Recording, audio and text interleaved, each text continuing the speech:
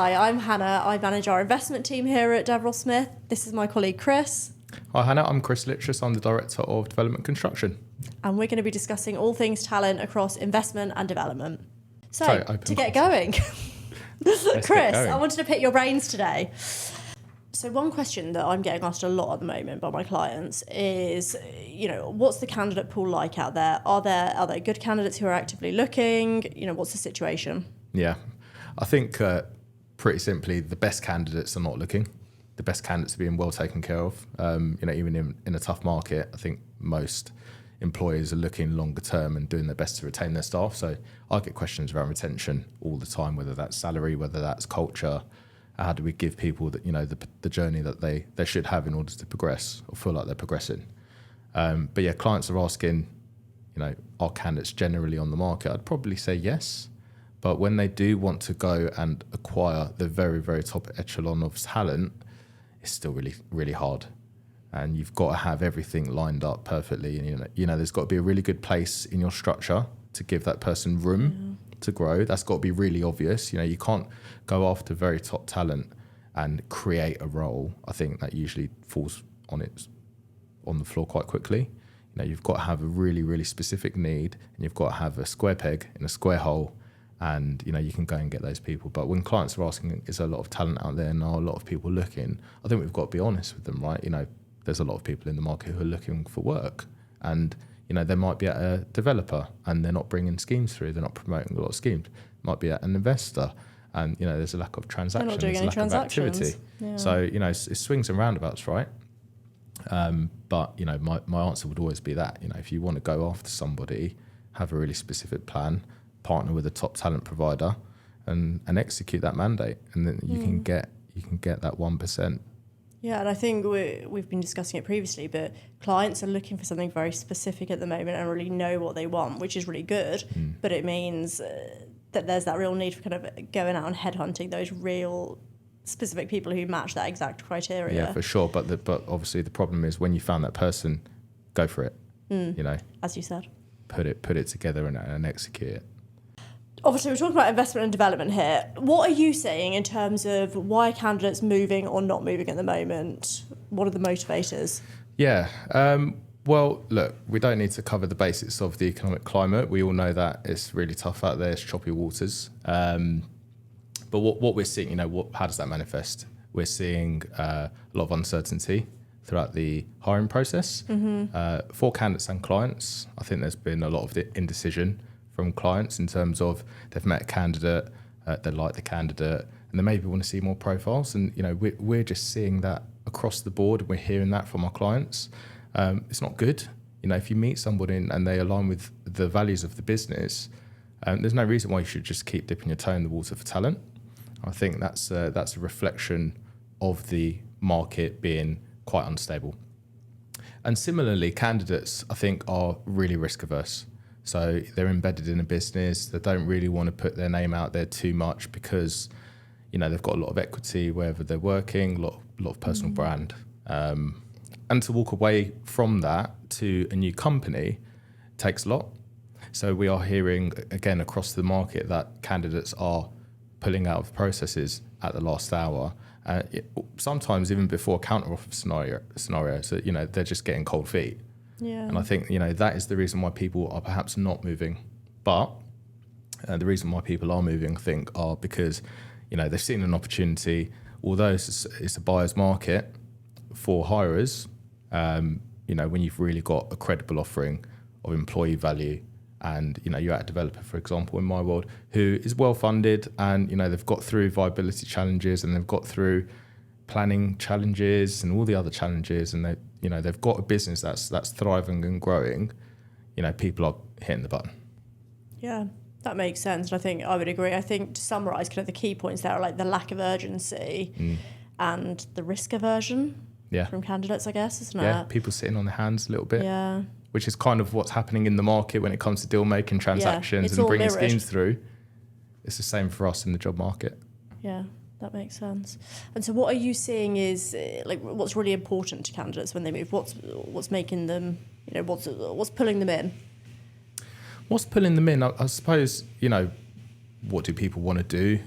I noticed that some people have been working on a specific use class throughout their careers and they want to diversify a bit. Not, down tools and move, but incorporate different elements of real estate use. So, for example, if it's PBSA, well, why not PBSA-led mixed use?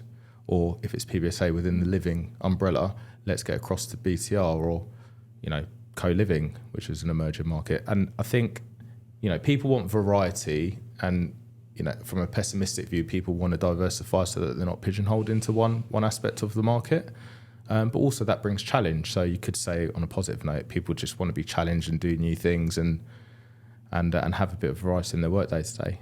Yeah, definitely. I think I've seen recently I was carrying out a search last month for a single family housing provider, and the level of interest in that from people who are in multifamily was crazy, just where they're seeing much more opportunity. They're seeing that's where they think the market is going. So it's really interesting seeing kind of the changes there.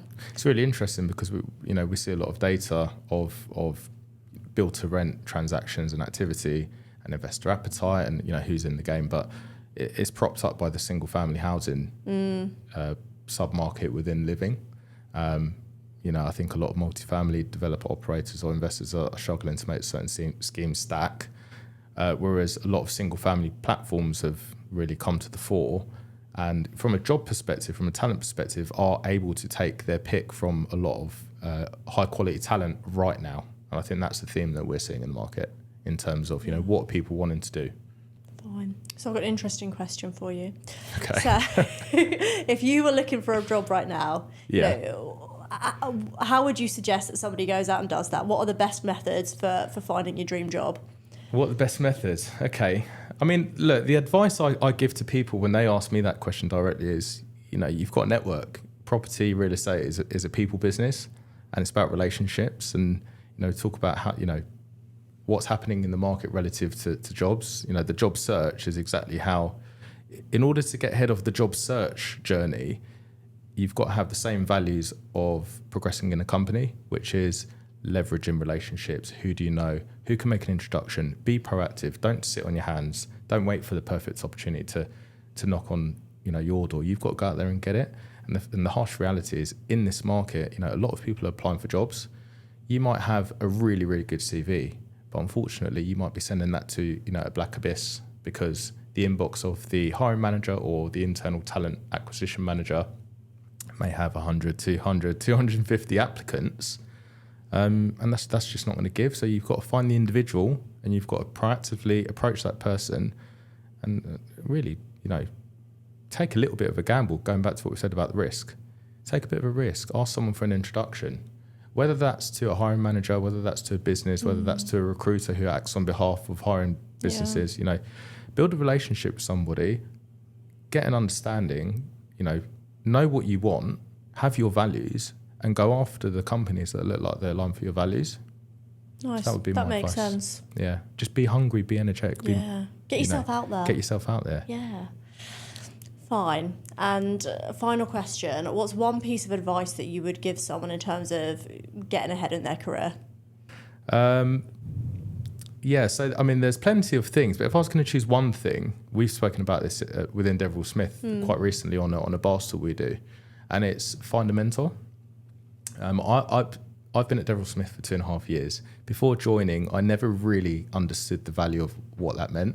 And since then, I've actually actively sought a mentor. In fact, I've got 2 now. And yeah, right. Leave some for the rest. But it's probably the best thing, one of the best things I've done to further my career. And, I was a bit hesitant at the beginning, at the point where I was asking somebody, and the reception I got from, the very small group of people I did ask was really, quite humbling. I thought, why didn't I do this before? And, the experience, the energy, the advice, and, the transparency that I'm able to, open up with a senior figurehead in the industry who just wants to give back, because let's face it, people want to help people, has been unparalleled. I work with really great people at Deverellsmith, peers, juniors, more senior people, but the mentorship that I've received from somebody across the market has been really, really exceptionally useful for me.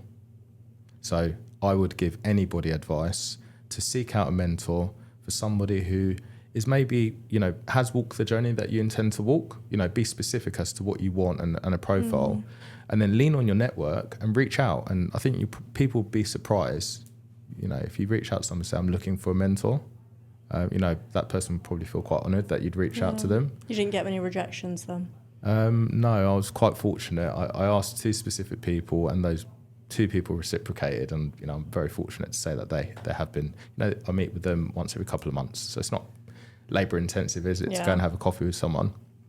But yeah, one piece of advice: find a mentor, get some guidance from them. It will only do you good. Amazing. Thank you. No worries.